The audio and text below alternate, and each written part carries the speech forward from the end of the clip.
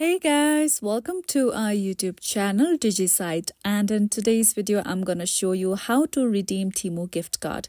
So first of all, launch Temu application. Now in order to redeem the gift card, you would need to purchase an item. So just go to any of the categories on Temu and then just select the item you want to purchase and then simply add the product to your cart and then tap on go to cart. After this, you can see various details regarding your product. Now simply tap on the option of checkout at the bottom right corner. Now over here, if you scroll down below, you can see various payment methods. In order to redeem the gift card, tap on the option of card and then tap on add new card. Then you have to enter your card number of your gift card, expiration date, CVV and tap on add your card.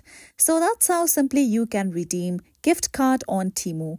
So this is it for today, and if you found this video helpful and informative, don't forget to subscribe to our YouTube channel.